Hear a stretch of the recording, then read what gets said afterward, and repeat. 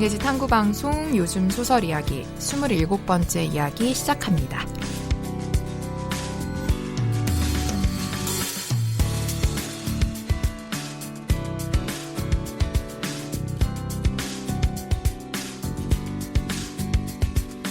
안녕하세요. 저는 해방촌에서 문학서점 고요소사 운영하고 있는 차경입니다. 네, 안녕하세요. 저는 KBS 일라디오에서 라디오 제작하고 있는 이주영입니다. 저희가 오늘 27회를 맞았는데요. 사실은 저희가 안내해드릴 게 하나 있죠. 네. 저희 트위터나 팟빵 이런 데에는 공지를 올려서 알고 계신 분도 계실 텐데 저저번 방송, 그러니까 2회 전부터 저희가 약간 방식을 바꿔서 그러니까 한 방송당 소설 2편을 소개를 해드렸었는데 2회 전부터 저희가 약간 갑작스러운 결정이긴 한데 올해도 이 요즘 소설 이야기를 계속하고 싶고 그런 마음이지만 현실적으로 이제 주영 PD님 같은 경우에는 라디오 PD 일을 겸업을 하시는 거고 이 방송을 추가로 만들고 있는 거고 저도 서점을 운영을 하면서 이 팟캐스트를 진행을 하고 있는 거라서 이제 저희가 가능하면은 큰 시간을 뺏지 않는 방식으로 운영을 해왔지만 막상 해보니까 생각보다 많은 시간과 에너지가 필요하더라고요. 그래서 이제 2회 전부터는 저희가 방송 한 편당 소설도 한 편 소개를 해드리고 조금 더 좀 한 편에 대해서 집중적으로 충분히 시간을 들여서 얘기를 가급적이면 해드릴까 해요. 그래서 한 방송당 2편의 소설 이야기를 기대하셨던 분들이라면 약간의 양해를 부탁을 드리고 저희가 앞으로는 아마도 방송 하나당 한 편의 소설을 좀 집중적으로 소개를 해드리는 방식으로 바꿔보려고 합니다. 네, 그래서 기존의 방송보다 분량은 조금 짧아지겠지만 한 편 한 편 같이 읽어나가면 속도는 좀 더디겠지만 더 깊이 만들어갈 수 있지 않을까라는 기대도 하고 있어요. 어쨌든 저희가 즐겁게 지치지 않고 방송 오래 만들어가고 싶은 마음과 청취자들과 좀 오래 만나고 싶은 마음에서 저희가 이런 결정을 했으니 이해해 주시면 감사하겠고요. 앞으로도 저희가 다양한 기획이나 특집도 많이 마련해 보도록 하겠습니다.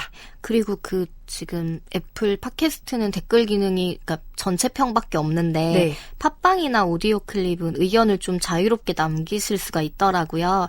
그래서 가끔 왜 저희가 한 방송에 대한 의견 그러니까 저는 이 작품을 이렇게 읽었습니다. 이런 댓글이 아주 가끔 달리거든요. 근데 그게 되게 재밌어요. 그래서 혹시 방송 들으시고 하고 싶은 의견 있으시면은 그냥 댓글에 좀 편하게 달아주시면은 저희도 좀 같이 저희끼리 막 얘기를 하잖아요. 소설을 읽고. 근데 저희도 해결 안 되는 소설들이 있기 때문에 의견 남겨주시면은 좀 저희도 방송하는데 좀 더 재밌을 것 같아요. 그래서 댓글 좀 많이 남겨주시면 좋겠습니다. 니네 이거 잘못 읽었어 이런 것도 괜찮으니까요. 작가님이 다셔도 되고 익명으로 달아도 좋고 좀 의견을 주시면은 저희도 좀 방송을 하는데 좀 참고가 많이 되더라고요. 많이 이야기 나눴으면 좋겠습니다. 오늘은 저희가 악스트라는 문예지를 들고 왔어요. 2020년 1월, 2월 호라고 돼 있고 전체 통원으로는 28호인데요. 저 여기에 실린 단편소설 한 편을 만나볼 예정이고요. 김현수 작가의 단편 미역 오리같이 굴껍질처럼이라는 제목의 소설을 저희가 소개해드리겠습니다. 먼저 저희 악스트 28호부터 간략하게 좀 살펴볼 텐데요. 이번에 표지에는 최진영 작가 그 사진과 함께 최진영 작가 인터뷰가 표제 인터뷰로 실려 있습니다. 일단은 1, 2월호의 키워드는 노이즈라고 잡았고 이게 음악에서의 노이즈인 것 같아요. 그래서 제가 잠깐 읽어드리면 이번 호 키워드는 노이즈이다. 때로는 뚜렷하게 보이는 시각적 이미지로 혹은 반대로 희미하고 불분명하게 사라지며 그 흔적만을 남기는 음악적 요소로서의 노이즈. 이 노이즈를 키워드로 삼았는데 앞에 여는 말을 정성일 영화평론가가 쓰셨더라고요. 근데 제가 이해하기로는 인트로를 통해서 이런 노이즈 같은 것이 어떤 영화에서 좀 일탈한 쇼트나 잘못 편집된 것 같은 문법적 오류처럼 보이는 그런 장면들을 통해서 어쩌면 새로운 감각을 좀 환기시키는 역할들을 하잖아요. 그래서 문학에서도 약간 그런 식의 노이즈의 순간들이 있지 않을까? 이 노이즈의 순간들에 대한 이런 또 다른 세계의 암호에 대해서 우리가 한번 경험해보자 뭐 이런 식의 얘기였던 것 같아요. 그래서 이 노이즈를 키워드로 한 상태에서 리뷰가 6개가 실렸어요. 권여선 희박한 마음, 윌리엄 버로스의 네이키드 런치, 베르나르트 슐링커의 더 리더 책 읽어주는 남자, 박완서의 이별의 김포공항, 오 헨리의 식탁을 찾아온 봄, 로제 그르니의 묘지에서 이런 작품들이 리뷰로, 키워드를 한 리뷰로 실려 있고요. 아까 말씀드린 대로 최진영 작가 인터뷰는 악스트 편집위원이기도 한 소설가 정용준이 맡았더라고요. 그 밖에는 그 올가 토카르축 지난번에 저희가 리터 소개할 때도 올가 토카르축에 대한 리뷰가 실린 걸로 제가 기억을 하는데요. 악스트 이번 후에도 노벨문학상 수상자인 올가 토카르축의 태고의 시간들이라는 작품에 대한 리뷰가 실려 있어요. 악스트가 이제 은행나무에서 나온 잡지고 이 책 또한 은행나무에서 나온 걸로 알고 있는데 그래서 여전히 올가 토카르축에 대한 관심들이 이어지고 있으니 이 태고의 시간들 관심 있으시면 리뷰 한번 참고해 보셔도 좋겠다는 생각이 들었습니다. 그리고 저희 소설은 아까 말씀드린 오늘 소개할 김현수 소설가의 미역 오리같이 굴껍지처럼이라는 작품이 실려 있고요. 이 밖에 김종옥 소설가의 스토킹이라는 작품이랑 그 다음에 서희재 작가의 0%를 향하여 이런 단편들이 실려 있고 이충걸 작가의 장편연재 지금은 고통이 편리해라는 장편연재 마지막 회가 실려 있습니다. 그리고 또 다른 약간 기획으로 작가들 소설이 테마소설 실려 있는 것도 있더라고요. 아마 저번 호부터 그랬던 것 같죠? 네. 이번에는 허희정 소설가랑 천일환 작가가 소설을 실었는데 여성서사 고딕 스릴러라는 주제로 여성 작가 8명이 소설을 묶는다고 돼 있고요. 이번 호에서는 천일환 작가의 카밀라 수녀원의 유산 그리고 허희정 작가의 숲속 작은 집 창가에라는 소설이 또 테마 소설로 실려 있습니다. 네. 그리고 아우트로에서 백가음 소설가랑 정용준 소설가가 여기 편집이었는데 이번 호가 마지막이라는 얘기를 하셨어요. 그래서 다음에 어떤 분들이 들어오실지는 모르겠으나 어떤 변화가 있을까라는 생각을 좀 해봤습니다. 그러면 이번 악스트 28호에 실린 김현수 작가의 미역 오리같이 굴껍지처럼 이라는 작품을 저희가 한번 이야기해 볼 텐데요. 일단은 미역 오리와 굴껍질이라는 좀 생소한 단어인데 대충 유추해 보건대 미역은 미역 같고 굴껍질은 굴껍질 같다는 생각이 들었는데 단어들을 찾아보니 이게 백석이라는 시인의 통영이라는 시의 일부인데요. 이게 미역오리라는 말의 사투리인 것 같고요. 미역오리가 그리고 굴껍질이라고 하는 거의 사투리로 굴껍질이라고 해서 통역이라는 백석의 시 일부가 제목으로 들어와 있습니다. 근데 김현수 작가의 단편을 제가 자주 보진 못했어요. 최근 2, 3년 동안. 경인도 마찬가지실 것 같은데. 그쵸? 네. 처음에 이 소설 자체가 이렇게 시작을 해요. 기행이 23살 되던 해인 1935년의 일이다. 저는 이걸 딱 읽고 연작이구나라는 감이 딱 왔는데요. 몇 편의 작품이 지금 연작으로 돼 있는지 모르겠지만 제 기억에 제가 몇 년 사이에 읽었던 김현수 작가의 작품이 이 기행이라는 사람을 주인공으로 해서 2편이 앞에 실렸던 것을 제가 읽은 기억이 있어요. 이게 기행이라는 사람이 주인공이고 기행은 백석 시인의 본명이더라고요. 백기행이라는 이름이고 그래서 이 기행이라는 시인의 30년대부터 50년대, 60년대 정도까지의 삶에 대한 소설이 제가 읽은 건 앞에 2편이에요. 하나는 제가 제일 먼저 관련된 소설을 읽었던 건 2017년 가을 문학동네에 실렸던 낯빛 검수룩한 조선시인이라는 김현수 작가의 소설이었고요. 그 다음에 관련된 소설이 현대문학 2018년 1월호에 실린 김현수의 그 밤과 마음이라는 단편이었어요. 그래서 되게 익숙한 기행이라는 주인공의 이름을 만나고 또 1935년이라는 시대를 제가 보는 순간 이어져 있는 이야기구나라는 것을 감지를 좀 했는데요. 이 전작품들을 이어서 읽는 게 훨씬 이해하기가 편할 것 같다는 생각은 들었어요. 저는 이게 기행이라는 이름이랑 백석에 대한 후설이라는 거는 정보는, 그러니까 이거는 네. 기행이라는 이름은 알고 있고, 네. 백석의 이야기를 쓰고 있다라는 건 알고 있었는데, 그 전작 2편은 읽진 않았고, 네. 그 두 번째 얘기하신 그 밤과 마음? 네. 이거는 이효석 거기에 수상 작품집에 실렸나요? 있었어요. 네. 네. 그래서 그거는 읽은 기억이 있는데 2018년에 읽고 네. 이거를 인상에 깊이 갖고 있진 않았던 거예요. 네. 그냥 이런 연작을 하시나 보다 되게 네. 아름답다 이렇게만 네. 생각을 하고 잊고 있었는데 네. 여기서 다시 보고 근데 이제 중반 좀 넘어가면은 이게 백석의 시 배경인 네. 것처럼 이제 어느 나오죠. 정보값이 나오니까 네.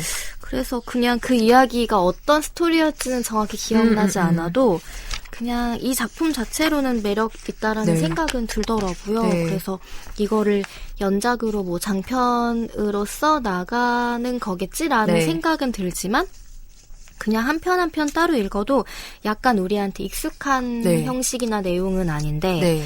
그래도 좀 다른 한국 단편을 읽는 재미가 있어서 네. 그냥 좀 새롭고 재밌더라고요. 네, 맞아요. 꼭 전작들을 읽어야지만 이해할 수 있는 상황은 아니어서 근데 확실히 김현수 작가의 작품은 일단 읽고 나서 제가 이렇게 맨 마지막 장에 아름답네라고 썼어요. 아, 네네네네. 아름다워요. 그냥 왜 그런지 모르겠는데 되게 전체적인 분위기가 시적이라는 느낌이 저한테는 좀 많이 네. 들었었고요. 그리고 일단 줄거리를 제가 간단하게 말씀드리면 일단 백석 시인이 23살 되던 해인 1935년에 자기 친구 준이라는 친구가 통영에 처가에 내려가는 길에 같이 여행을 떠나게 되는 그 얘기가 하나가 살짝 있고요. 이 통영에 여행을 가게 되고 통영에 관심을 가진 이유 중에 하나는 그 친구인 준이 결혼한 6월에 피로연에서 통영 출신 여학생 중에 한 명에게 약간 반했기 때문입니다. 그래서 준의 동생인 현과 백석 이 시인은 조선일보인 걸로 추정되는 신문사의 어떤 동료인데요. 그래서 현이 나 그 친구 잘 알아 내가 소개시켜줄까? 뭐 이러면서 그 여성분을 만나러 가자고 얘기를 하고 그래서 이제 통영에 여행 가서 그 여성분을 만나는 얘기가 살짝 있고요. 그리고 나서 갑자기 시간이 확 뛰어요. 1950년대 말에서 60년대 초처럼 보이는데요. 이 백석 시인, 기행이라는 이 시인이 광복 후에 북한에서 지냈잖아요. 네. 그래서 북한에서 있는 동안에 이 작가가 삼지연 스키장이라는 어떤 시설을 취재해서 글을 쓰기로 했는데 그 시설을 취재하기 위해서 가던 길에 약간 눈이 많이 내려서 중간에 백암역이라는 역 근처에서 머무르는 이야기가 또 한참 나오고요. 네.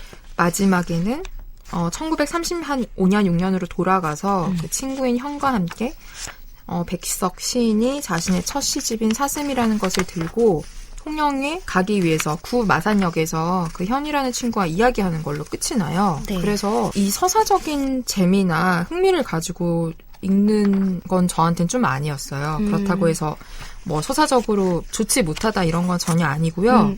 그래서 저야말로 되게 분위기로 읽었었는데요. 이 내용을 알매도 불구하고 제가 왜 아름답게 느꼈던 부분들이 그런 거였어요. 뭐 물론 통영에서 1930년대 통영에서 좋아했던 여성에 대한 이야기도 저한테는 인상 깊었지만 네. 다시 현재 시점으로 돌아와서의 이야기. 그러니까 기행이 백석 시인이 백암역에 발이 묶인 채 철도병원 병실에서 하룻밤을 묵는데 그 철도병원 병실에 어떤 남자가 밤 사이에 실려오죠. 근데 이 중국 사람이 약간 정신이 그렇게 맑지는 못한 상태에서 약간 자신이 옛날에 알고 있던 영어로 된 노래도 막 부르고 네. 이야기를 그 주인공이 기행이랑 나누는데 이 부분이 저한테는 인상적이었던 것 같아요.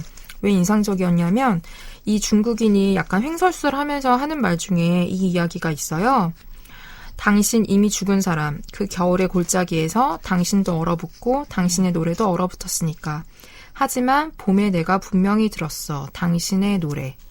그러니까 이 사람이 이 이야기를 하는 약간 배경에는 이 중국인이 1950년대 그 한국전쟁에서 장진호 전투라는 것에서 중공군으로 싸웠던 이력이 있는데 그 10년 전에 자신을 사로잡았던 어떤 그 풍경에 사로잡혀서 이런 얘기를 약간 헛소리처럼 하는데 네. 이 말이 기행을 좀 자극했던 것 같아요. 그러니까 기행은 지금 처한 상황이 시도 쓸 수 없고 뭐 제대로 된 작품 발표도 할 수 없고 약간 고립된 곳으로 지금 떠나가서 어쩌면 당의 눈에서 완전히 벗어나기 직전에 마지막 어떤 기회를 받은 상태인데 그렇게 언어를 뺏긴 기행이라는 사람이 이 중국인이 말하는 것이 무엇인지 잘 모르겠지만 이 중국인이 말하는 언어 자체에 좀 사로잡혀서 그걸 아름답다고 생각하고 거기에 좀 위로를 받은 것 같다는 생각이 들었어요. 그래서 이 소설 전반에 약간 흐르는 언어에 대한 사랑이나 언어를 움켜쥐므로써 우리가 가질 수 있는 어떤 위안이나 삶에 대한 희망 같은 것이 저는 이 장면에 좀 함축되어 있는 것 같아서 이 장면을 읽고서 되게 이 소설에 조금 빠져들었던 그런 느낌이 좀 있었고요. 그리고 또 하나는 이건 좀 웃긴데 기행이 결국은 이 통영이 좋아했던 여학생 천희라고 하지만 이게 이제 그 처녀의 그 사투리인 천희를 잘못 알아듣고 그 여학생의 이름을 천희라고 생각해서 천희라는 여학생을 좋아한다고 이제 계속 나오는데 이 천이라는 여학생이랑 잘 되게 해주겠다고 말했던 자신의 친구인 현이 결국은 그 천이랑 결혼해버리잖아요. 네. 자기는 잘 되지 못하고. 그러면서 그 이후의 삶은 왜 그래야만 했는지 따져보는 일에 지나지 않았다라고 하면서 약간 좀 인생의 불가해야? 인생에서 벌어지는 일들에 대한 불가해하면서 얘기하는데 이 전체적인 소설 전반에 흐르는 그 불가해함 또한 저를 조금 사로잡았던 것 같아요. 그래서 거기에다 소설 전반에 흐르는 이 1950년대, 60년대의 이 북한 지역의 어떤 겨울의 분위기도 저한테는 조금 새로운 정치나 정서 같은 걸 안겨주었던 것 같습니다. 네. 저는 전반적으로 네.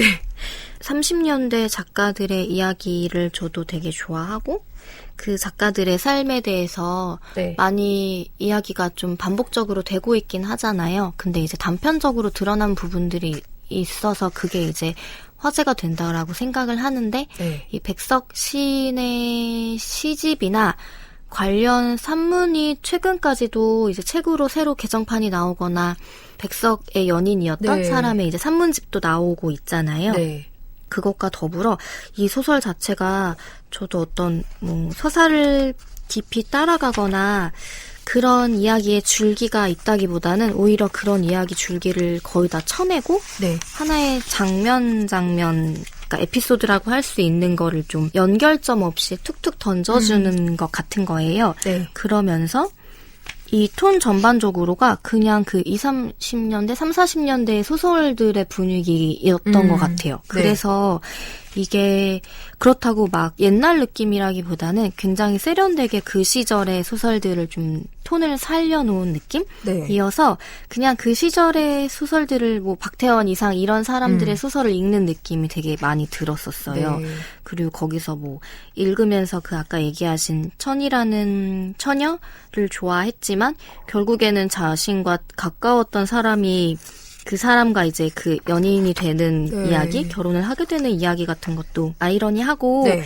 이 기행이라는 사람한테는 그게 좀 지배적인 사건이었을 텐데 그런 것들을 그냥 몇 줄로 되게 전달을 하면서 그 이후의 이야기로 넘어간다든가 네. 근데 막 이런 거 읽으면서 이상, 박태원 막 이런 사람들의 연인 관계도 굉장히 복잡했잖아요. 네. 서로의 작품에 어떤 여성이 등장하는데 그 결과적으로는 이제 다른 사람과 맺어진다거나 네. 그래서 백석의 연인 이야기이기도 하지만 그 시절의 예술인들 사이에 이런 관계 같은 거 그런 것도 좀 생각을 해보게 되고 그러면서 서로의 작품에 영향을 줬던 그 시절의 분위기 같은 네. 것도 좀 상상하게 되면서 그냥 그 시절에 낭만적이라고는 할 수 없는 시대인데 좀 그 특유의 정서 같은 것들이 있었던 것 같아요. 네, 서로가 되게 낭만적으로 그려지는 부분도 있어요. 시나 글이나 어떤 걸 쓰는 행위 자체에 대해서 되게 고뇌하는 느낌들이 네. 들기도 하고 그러면서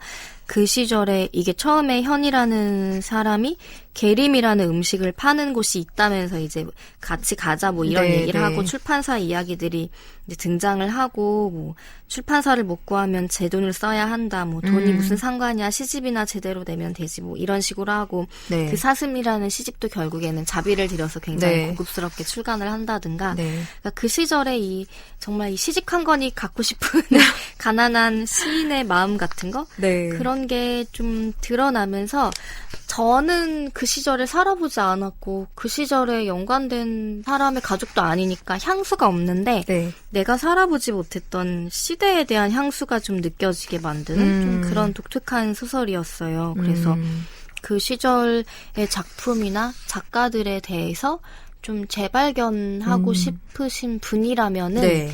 지금 이 소설을 읽었을 때 우리가 도달하지 못했던 시대에 대한 그런 정서 같은 거 느껴보시면은 재미있게 읽으실 수 있을 것 같아요. 그래서 네. 저도 읽었을 때 내가 이 줄거리를 이해하고 말고랑 상관없이 그냥 네. 어떤 그 분위기, 정서 이것만으로도 좀 매력적이다라는 네. 생각이 드는 것 같아요. 근데 김현수 작가가 생각해 보니까 장편 연재 최근에 하지 않았나요? 네, 문학동네 하다가 끝이 났는지는 모르겠네요. 아, 그렇구나. 중단이 저는 된것 같기도 조금 하고. 궁금해지는 것이 아마 그 장편 연재도 이 기행에 대한 거였던 것 같은 어렴풋한 기억이 있는데 네. 정확한 잘 모르겠고요. 근데 네. 어쨌든 제 느낌으로는 이 이야기들이 아마 장편으로 엮여서 나오지 않을 네. 거란 생각이 살짝 드는데 그렇다면 김현수 작가는 왜 이것들을 단편의 형식으로 발표하고 있을까? 쓰기 힘들어서. 장편 연재가 아니라 그럴까요? 글쎄, 약간 근데 갑자기 장편 연재 그 궁금해졌어요. 얘기였나? 갑자기 배경이 완전 다른가요? 다른 시대였는데? 아, 그래요? 많이 그러면 오래전인 것 장편은 같아. 아닌가 보다. 네. 장편 연재와 더불어 이거를 지금 간간히 발표하고 있잖아요. 네. 약간 제가 생각한 약간 환기의 의미가 있지 않을까요?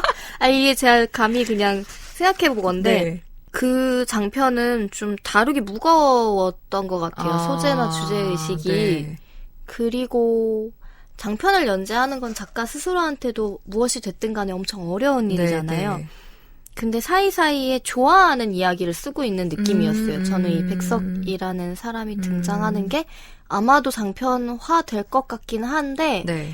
혹은 짬짬이 내가 쓰고 싶은 거를 좀 그러니까 설계하지 않고 쓰는 느낌도 들기도 하고 그냥 이 사람에 대해 내가 추적해가면서 쓰는 것 자체가 네. 이 작가한테는 하나의 유희나 오락일 것 같은 거예요. 아. 그냥 좋아하는 시인의 어떤 모티브가 되는 시 한 편 혹은 네. 이제 이야기들이 뭐 여기 먹을거리에 대한 이야기도 많이 나오는데 네. 백석의 시 안에도 이제 먹거리에 대한 이야기들이 되게 많이 나오잖아요. 네. 그런 것들을 좀 살려서 그거를 소설에 녹여내는 작업이 아닐 수도 있는데 저한테는 김현수 작가의 약간 유희에 가까운 이렇게 좀 숨을 트일 것 같은 생각이 네. 들었어요. 그래서 읽는 저도 네. 그냥 좀 즐기면서 읽을 수 있었던 것 같아요. 이 백석이라는 인물에 대해 막 깊이 있게 탐구하고 그 고뇌를 그린다기보다는 이 소설도 백석이라는 사람에 대해 주위 사람들이 얘기하는 식으로 전개가 되지 않고 네. 그냥 백석이 보고 듣고 겪은 일들을 그러니까 백석이 관찰자 같은 거예요. 네. 그 중국에서 발견된 사람에 대한 이야기라든가 그 처녀에 대한 이야기도 엄청 자기가 절절하게 사랑해 이게 아니라 그냥 이런 처녀가 있었는데 결국엔 내 친구랑 결혼했어. 약간 이런 식으로 백석이라는 사람의 눈으로 보는 삶 같은 거? 그래서 그냥 약간 이게 조금 백석에 대한 인물탐, 왜 이상에 대한 소설도 네. 썼었잖아요, 김현수 작가가. 네.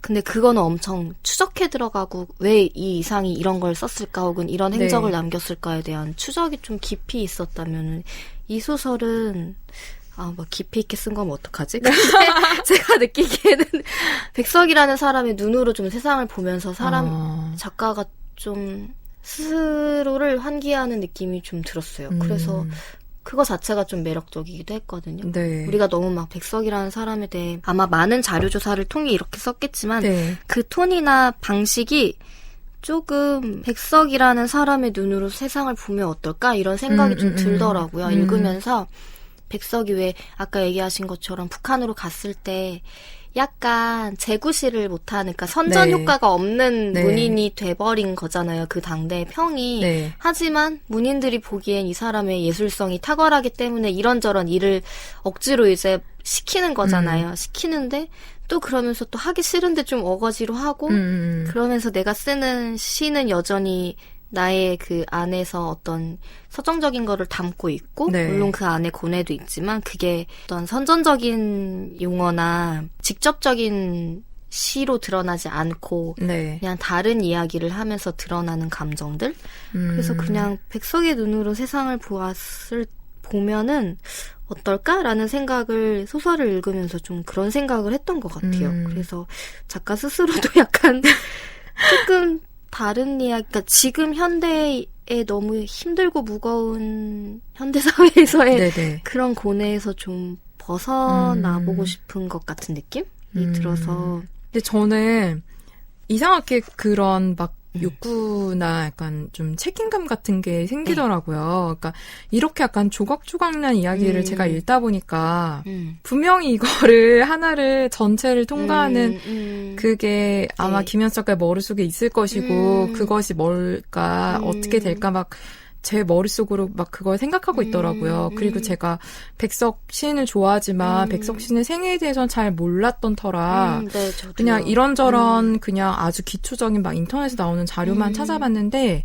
진짜 백석 시인이 그 해방 이후에 북한에 머물면서 제대로 된 어떤 그런 시인으로서의 활동을 못하고 1960년대 이후에 어떤 행적이 묘연하고 네. 근데 그때 사망한 게 아니라 사망은 1990년대 중반으로 이제 새로 밝혀졌다고 하던데 어쨌든 그런 상황에서 왠지 김현수 작가가 이 백석이라는 시인의 한 시기를 소설로 써보고 싶지 않았을까 아마 네. 그런 생각에서 시작했겠죠. 맞아요. 네. 그래서 그 50년대 후반부터 60년대 초반까지 이렇게 러프하게 그 기간 동안 백석이라는 시인이 뭐 양강도의 그 압록강 근처의 어떤 시골 마을들을 다니면서 그 주인공 이름처럼 기행을 다녔던 이야기를 쓰고 있나 보다. 근데 그게 어떻게 흘러갈까 좀 궁금해져서 좀 긴 버전의 좀 종합 버전의 이야기를 좀 읽고 싶은 욕심이 자꾸 생기더라고요. 그래서 되게 뭐랄까 유혹적인 주제라는 생각, 소재라는 생각과 함께 네. 다들 백석 시인 되게 좋아하지만 한마디로 그 북쪽에서의 삶을 네. 에 대해서 자세하게 밝혀진 바가 없으니까 그래서 되게 매력적이고 이걸 조금 종합적인 긴 이야기로 보고 싶다는 욕심이 네 계속 나긴 했었어요. 아마 전체적으로 어떤 얼개가 있고 장편화가 되더라도 여기서 받은 느낌은 네.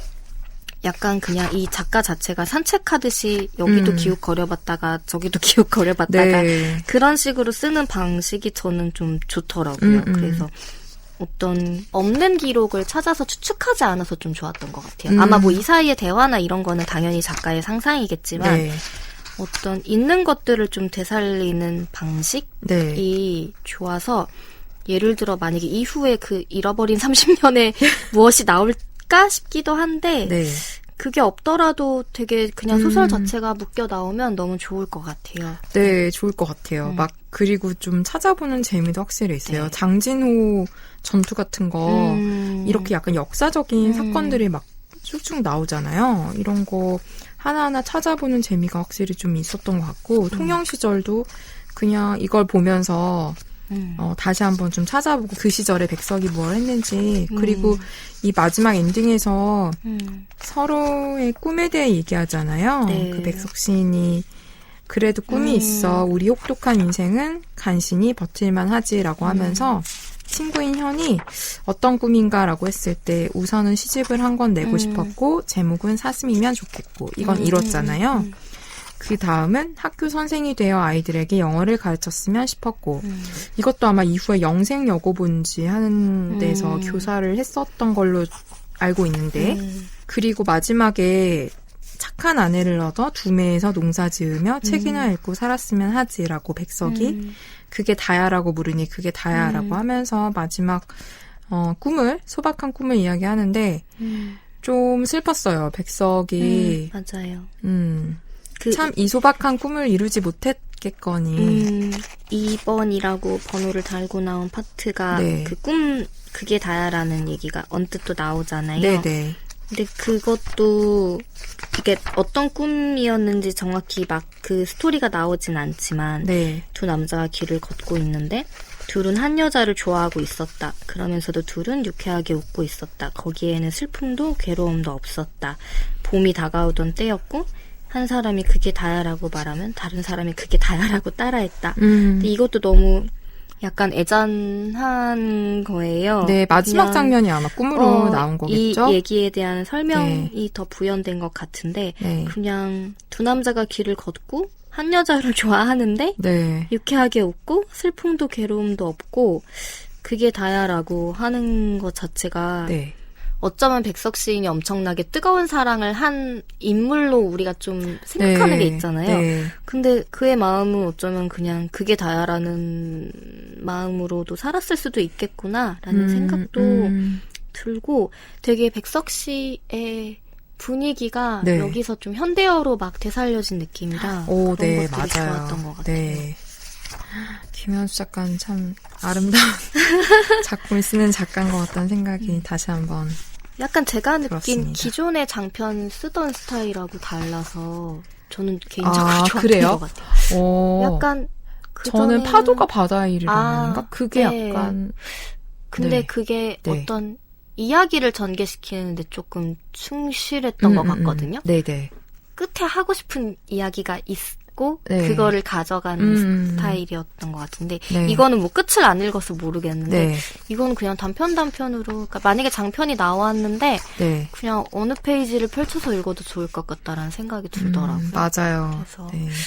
조금 다른 느낌이고 그냥 이 전반적인 톤이 그 30년대 40년대 소설의 느낌이어서 네. 그런 걸 의도한다고 다 할 수 있는 건 아니잖아요. 그럼요. 진짜 대단한 것 같아요. 그러면서도 또 되게 세련된 느낌이어서 네. 그런 건 정말 탁월하고 너무 좋다라는 생각을 여지없이 하게 되는 거죠. 아마 김현수 팬들이 많으실 것 같은데 요소야 청취자분들도 네. 이 아름다운 소설을 한번 꼭 읽어보셨으면 좋겠습니다. 네, 저희 이렇게 김현수 작가의 단편소설 미역 오리같이 굴껍질처럼에 대해 이야기 나눠보았습니다. 문예지 탐구방송 요즘 소설 이야기 다음 시간에는 악스트 28호에 실린 서희재 작가의 단편소설 0%를 향하여에 대해 이야기 나눠보겠습니다. 김현수 단편소설 미역 오리같이 굴껍질처럼의 일부를 주영님이 낭독해드리면서 저희는 다음 시간에 인사드리겠습니다. 들어주셔서 고맙습니다.